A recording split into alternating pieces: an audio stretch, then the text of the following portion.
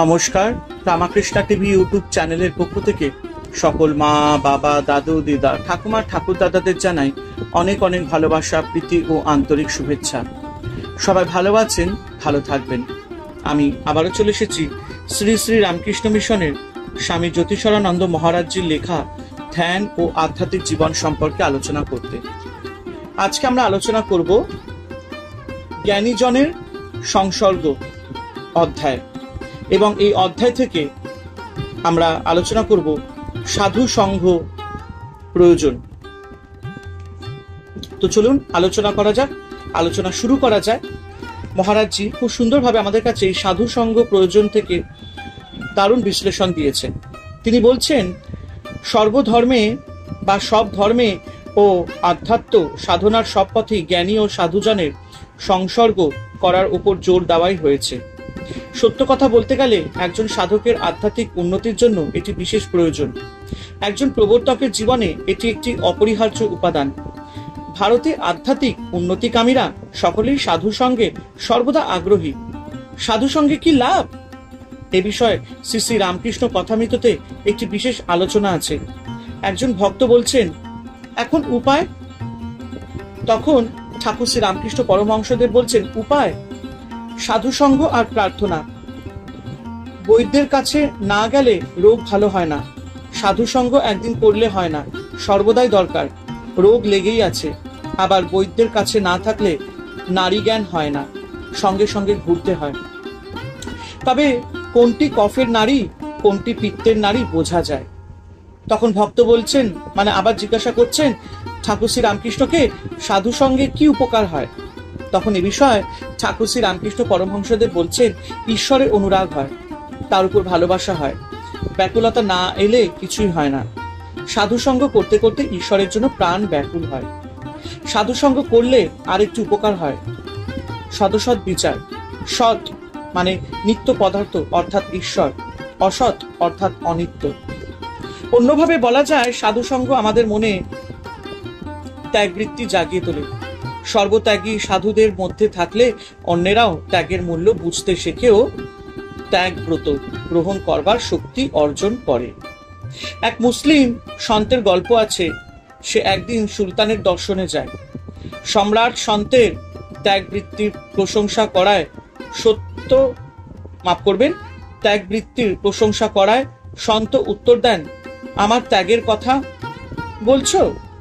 তোমার ত্যাগ তো আরো অনেক বেশি।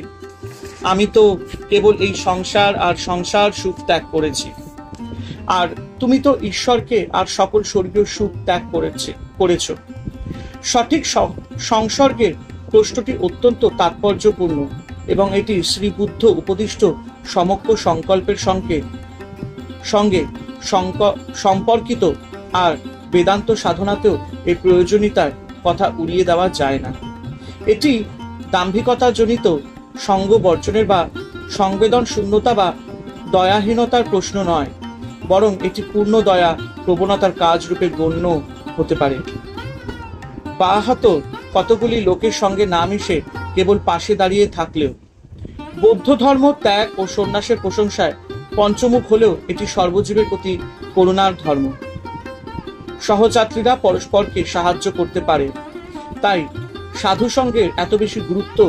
পারস্পরিক সহায়তা ও সহমর্মিতা থাকা দরকার, কারণ এগুলি আমাদের শক্তি ও অধ্যাবসায় বজায় রাখতে সহায়তা করে।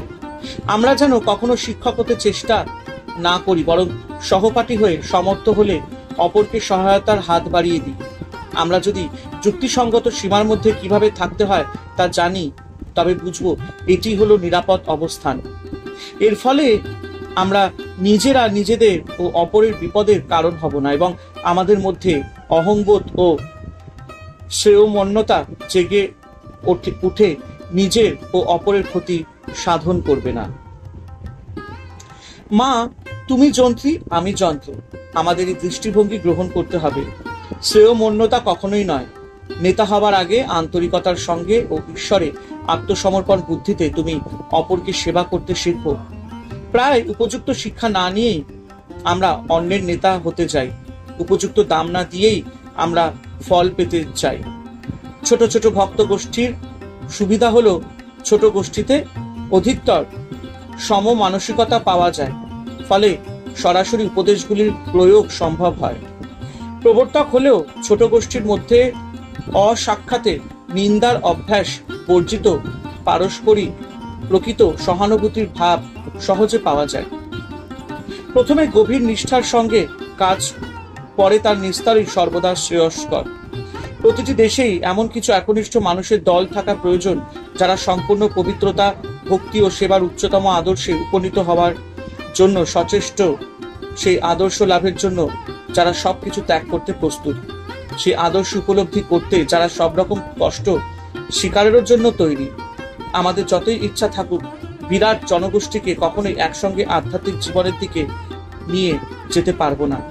যাদের সময় উপস্থিত হয়েছে, এরকম কিছু কিছু আন্তরিক নিষ্ঠা সম্পন্ন ব্যক্তির জীবনই আমরা পরিবর্তন করতে পারি।